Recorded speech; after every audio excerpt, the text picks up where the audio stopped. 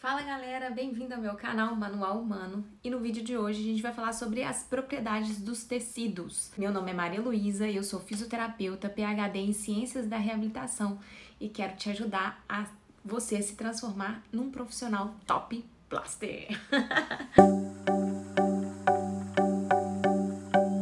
São 3 propriedades biomecânicas dos tecidos conectivos que a gente precisa saber. Mas antes eu gosto de refletir com vocês aqui, o que são tecidos conectivos. São tecidos que conectam, que sustentam e que são responsáveis pela transmissão aí de energia de um ponto para o outro e a comunicação, para a gente que ocorra a movimentação conectada, né? Então, dentre os tecidos que a gente pode citar como exemplos, são tecido ósseo, tecido ligamentar, cartilagem, músculos, são todos considerados tecidos conectivos. Eles têm propriedades materiais internos similares, ou seja, eles têm elastina, colágeno, vários tipos, nós temos 28 tipos de colágeno, né? Então, nós temos tudo isso, água, reticulina, várias substâncias que formam esses tecidos internamente. Só que o que diferencia um tecido do outro, basicamente, é a quantidade desses materiais. Ou seja, no tecido ósseo tem mais colágeno, mais rígido, né? Na cartilagem tem mais elastina, e depende do tipo de cartilagem que a gente vai ter. Então, se a gente tem uma cartilagem elástica, vai ter mais elastina. Cada tecido vai ter a sua quantidade. Na hora que a gente for estudar os tecidos especificamente, nós vamos entender então um pouco mais desses materiais que constituem eles, tá? Mas são 3 propriedades biomecânicas extremamente importantes que a gente precisa entender como profissional.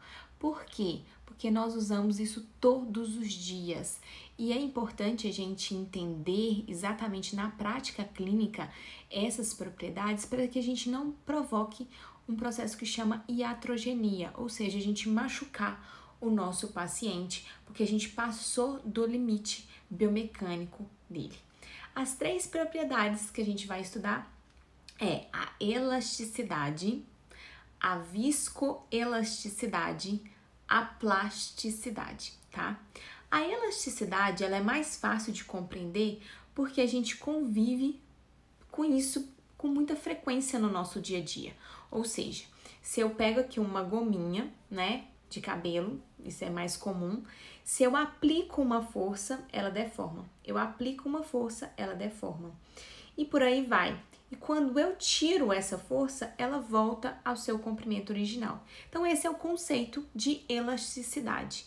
Ou seja, quando é aplicada uma força, esse tecido ele se deforma e quando eu retiro essa força, ele volta ao seu comprimento original imediatamente. Ou seja, uma relação linear, ok? Quando eu falo sobre plasticidade, vai ter uma diferença nesse conceito, por quê? Quando eu aplico uma força, aplico,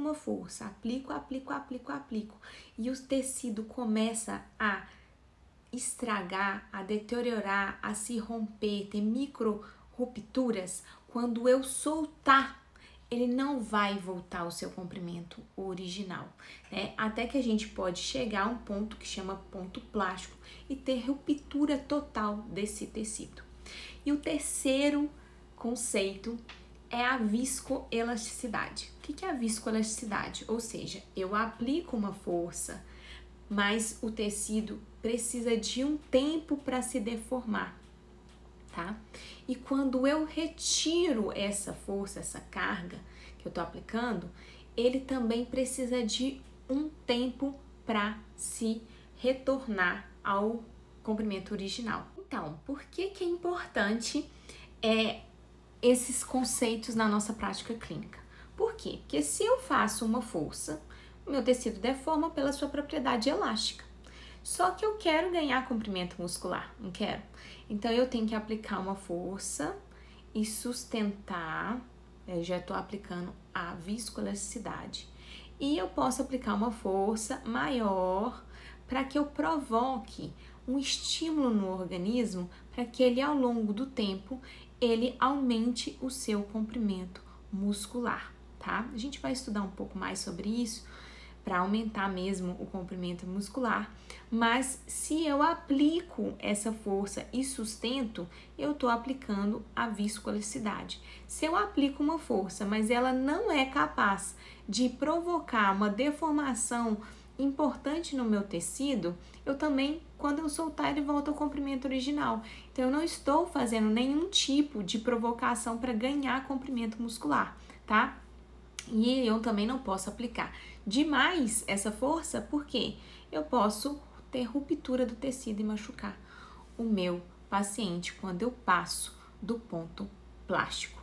Então, espero que vocês tenham gostado do vídeo de hoje, falando dessas 3 propriedades biomecânicas extremamente importantes para a nossa prática clínica como fisioterapeuta. A gente usa isso todos os dias. Começa a sentir, começa a testar em você. Se você gostou desse vídeo, eu vou pedir para você se inscrever no canal, curtir e encaminhar para que a gente possa produzir mais conteúdos e te ajudar a se transformar num profissional top plaster.